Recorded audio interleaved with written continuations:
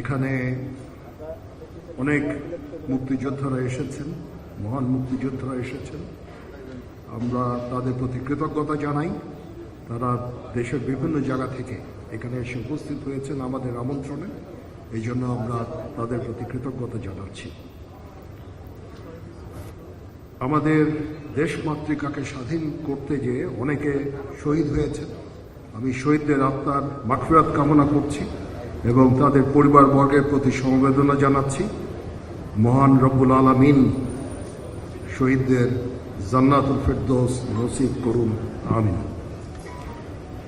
আপনারা মহান মুক্তিযোদ্ধাগণ জাতির শ্রেষ্ঠ সন্তান। আমরা সবসময় আপনাদের নিয়ে গর্ব করি। আপনারা খালি মুক্তিযুদ্ধই করেননি, আপনারা এই সেনাবাহিনীকে গঠন করেছেন। আমি যখন সেনাবাহিনীতে জয়েন করি তখন অনেক মুক্তিযোদ্ধারা ছিলেন সেনাবাহিনীতে, অফিসার, জেসিওস, সৈনিক, এবং আমি এনাদের অনেকের সাথে চাকরি করেছি। এখন আর মুক্তিযোদ্ধারা নাই, চাকরিতে নাই। আমি অত্যন্ত শ্রদ্ধা ভরে তাদেরকে স্মরণ করি। তারা যেই শ্রম দিয়েছেন সেনাবাহিনীর জন্য, সেনাবাহিনী আজকে যে পর্যায়ে আছে এটা মূলত তাদের অবদান। চিজি আইসক্রিমের সাথে ভেলভেটি কেকের মিশ্রণে পোলার রেড ভেলভেট আইসক্রিম, মন ভালো থাক। ওনাদের অবদানের ফলে আজকে সেনাবাহিনী এই পর্যায়ে আছে।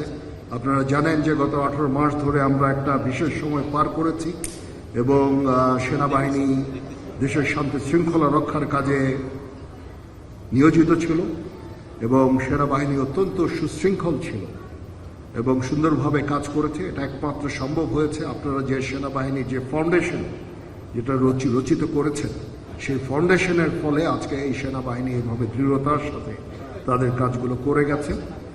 সেই আঙ্গিকেও আমি অত্যন্ত শ্রদ্ধা ভরে আপনাদেরকে স্মরণ করছি।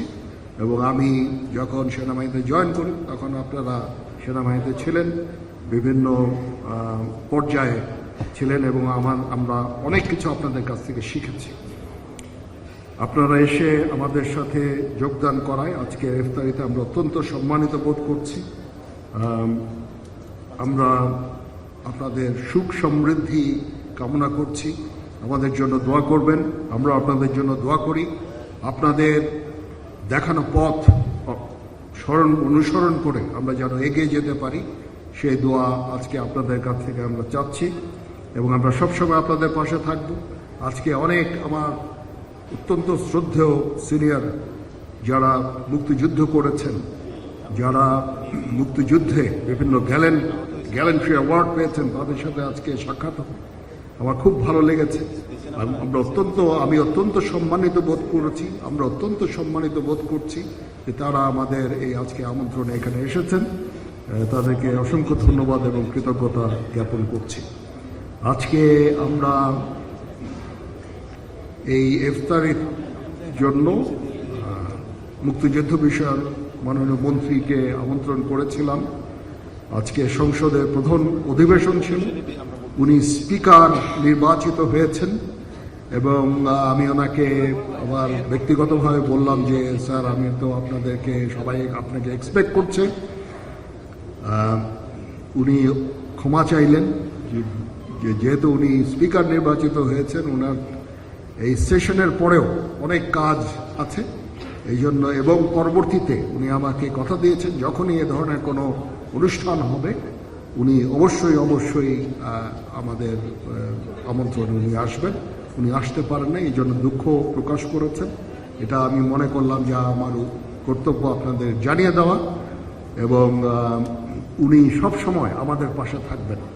উনি বলেছেন যে 71 সালে ওনারা এই সেনাবাহিনীকে ওনারা গঠন করেছেন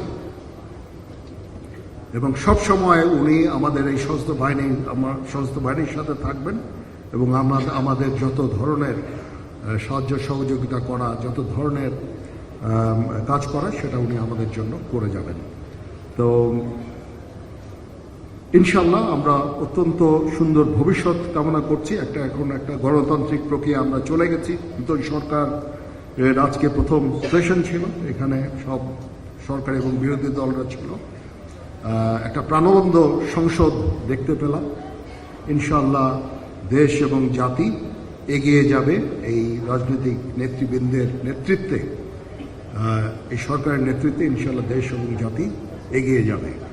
সেই কামনায় শেষ করছি।